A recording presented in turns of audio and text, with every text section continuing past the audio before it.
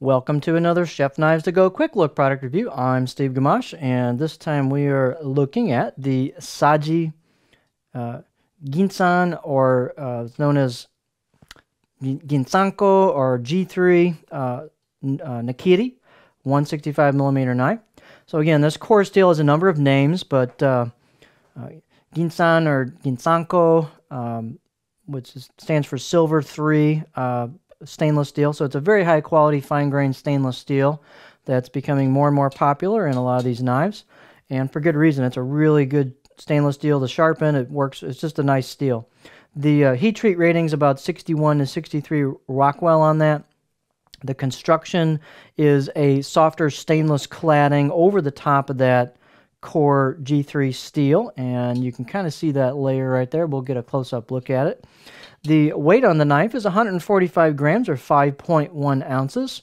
The blade length is about 160 millimeter, and the overall length about 12.2. All these dimensions will vary just a touch from knife to knife since they're handmade. The spine thickness back above the heel or chin here is about 3 millimeter, and then that will taper down a little bit as you get towards the end of the knife. We'll get a close-up look at that in a minute. The blade height on this, I usually take 2 measurements, back at the chin and then halfway down the blade. So it's about 51 millimeters tall back here and about 52.5 about halfway down. The handle type is a nicely executed with good fit and finish, octagonal ambidextrous rosewood with black packerwood ferrule. Real nice classic look to it. Handle circumference just under 3 inches at about 73 millimeters in circumference right here at the junction. This line of knives is very high performance. It's not super fancy. It just has a good, high quality, kind of refined, no frills fit and finish to it. You've got some nicely etched kanji right here. And one feature I do like about the way they finish their blades, the sanding marks are longitudinal to the blade. And where that's really nice is when you clean a knife off with a cloth, you're usually going this way, and so it'll hide some of those scratches that you normally get on knives where you can obviously tell they've been finished this way. So I do like that longitudinal style sanding or finish on these blades. It does help hide the scratches. Plus it looks cool. So there you got your kanji, and you can see the finish of the blade. This is kind of a faux mark here for a grind line. So the grind actually starts pretty close to that, but it's just a little bit below that. It's right in this area here. So this is just kind of a finish effect. And you can really see the core steel peek through there. These are quite thin at the edge.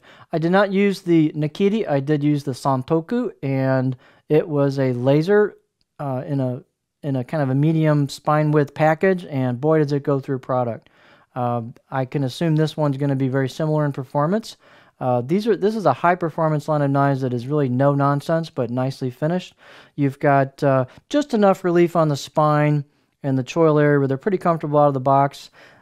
This had a lot of sharpness out of the box, but it didn't have a lot of bite or tooth to the edge, so I'm going to give it a 5 out of 10.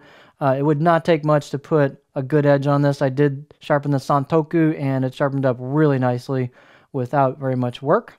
So it'll get a lot sharper if you wanted to than it comes out of the box. Here's your taper to the thickness of the blade, and it just tapers down towards the end. These are just nicely done knives. Let's take a look at the balance point. So balance point on this blade is right about there, which for me is awfully darn close to a pinch grip. Maybe slightly in front of that, but pretty darn close. So it gives a nice feel. So it's a pretty lightweight knife, but it does have a little bit of a substantial kind of a feel to it. Let's take a look at what the profile does look like. Let's look at it this way first.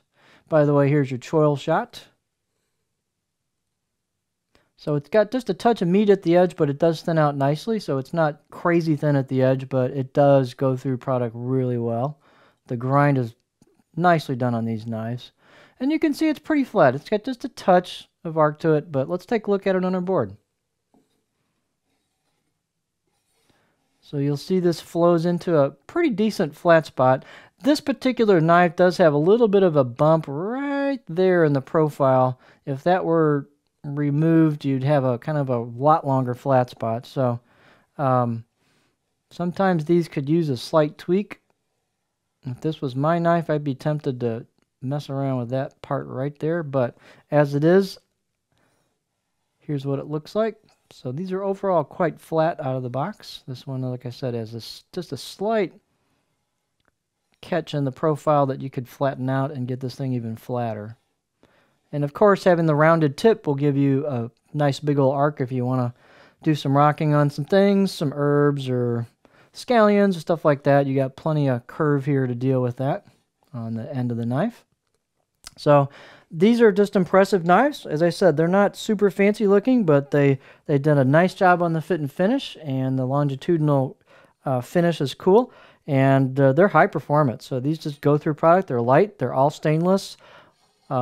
Great handles on them. Just a nicely executed package. So there you have the Saji Ginsan G3 Nakiri 165mm knife.